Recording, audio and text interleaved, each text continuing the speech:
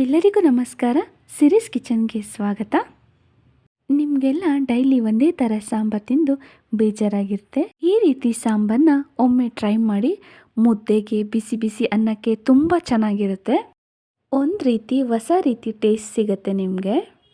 ಎಲ್ಲರೂ ಸಹ ಇಷ್ಟಪಟ್ಟು ತಿಂತಾರೆ. ಬನ್ನಿ ನೋಡೋಣ ಹೇಗೆ ಮಾಡೋದು ಅಂತ. ಮೊದಲಿಗೆ ನಾನು ಅರ್ಧ ಕಪ್ನಷ್ಟು ತೊಗರಿ ಬೇಳೆನ ತಗೊತಾ ಇದ್ದೀನಿ. ಮತ್ತು ಅರ್ಧ ಕಪ್ನಷ್ಟು ಒಣ ಇದ್ಕಿದ ಬೇಳೆನ ತಗೊತಾ ಇದ್ದೀನಿ. ಮತ್ತು ಅರ್ಧ ಕಪ್ನಷ್ಟು ಒಣ ಅವರೆ ಬೇಳೆನ ತಗೊತಾ ಇದ್ದೀನಿ.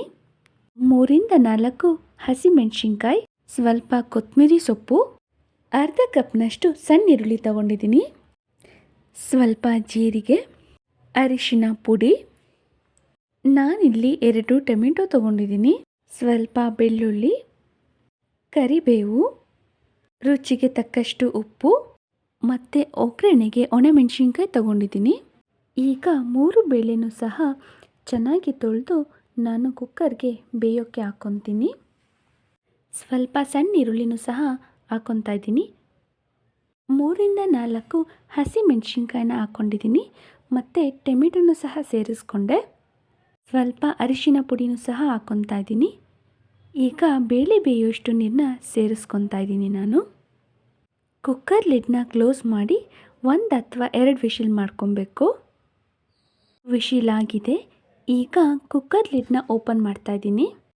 ನಾನು 2 ವಿಷಿಲ್ ಮಾಡ್ಕೊಂಡಿದ್ದೀನಿ. ನೀವು ನೋಡ್ತಿರ್ಬೋದು ಬೇಳೆ ಮತ್ತು ಟೊಮೆಟೊ ಎಲ್ಲ ಚೆನ್ನಾಗಿ ಬೆಂದಿದೆ. ಇದನ್ನ ಸ್ಮ್ಯಾಶರಲ್ಲಿ ಚೆನ್ನಾಗಿ ಸ್ಮ್ಯಾಶ್ ಮಾಡ್ಕೊಳ್ಳೋಣ. ನೋಡಿ ಈ ರೀತಿ ಆಗಿದೆ. ಈಗ ಒಗ್ಗರಣೆ ಹಾಕ್ಕೊಳ್ಳೋಣ. ಎಣ್ಣೆ ಹಾಕ್ಕೊತಾ ಇದ್ದೀನಿ. ಎಣ್ಣೆ ಎಲ್ಲ ಕಾದ್ಮೇಲೆ ಸಾಸಿವೆನ ಹಾಕ್ಕೊತಾ ಇದ್ದೀನಿ. ಸಾಸಿವೆ ಎಲ್ಲ ಚೆನ್ನಾಗಿ ಸಿಡ್ದಾದ್ಮೇಲೆ ಜೀರಿಗೆನ ಹಾಕ್ಕೊತಾ ಇದ್ದೀನಿ ಒಗ್ಗರಣೆಗೆ. ಈಗ ಒಣಮೆಣಸಿನ್ಕಾಯಿನೂ ಸಹ ಸೇರಿಸ್ಕೊತಾ ಇದ್ದೀನಿ ಒಗ್ಗರಣೆಗೆ. ಈಗ ಜಜ್ಜಿಟ್ಕೊಂಡಿರೋ ಬೆಳ್ಳುಳ್ಳಿನೂ ಸಹ ಒಗ್ಗರಣೆಗೆ ಸೇರಿಸ್ಕೊತಾ ಇದ್ದೀನಿ. ನಾನೀಗ ಒಗ್ಗರಣೆಗೆ ಸಣ್ಣ ಈರುಳ್ಳಿನ ಹಾಕ್ಕೊತಾ ಇದ್ದೀನಿ. ನೀವು ಸಣ್ಣ ಈರುಳ್ಳಿ ಇಲ್ಲ ಅಂದರೆ ದಪ್ಪ ಈರುಳ್ಳಿನೂ ಹಾಕ್ಕೊಬೋದು ಒಗ್ಗರಣೆಗೆ. ಮತ್ತು ಕರಿಬೇವನ್ನು ಸಹ ಹಾಕ್ಕೊಂಡು ಒಗ್ಗರಣೆನ ಚೆನ್ನಾಗಿ ಫ್ರೈ ಮಾಡ್ಕೊತೀನಿ.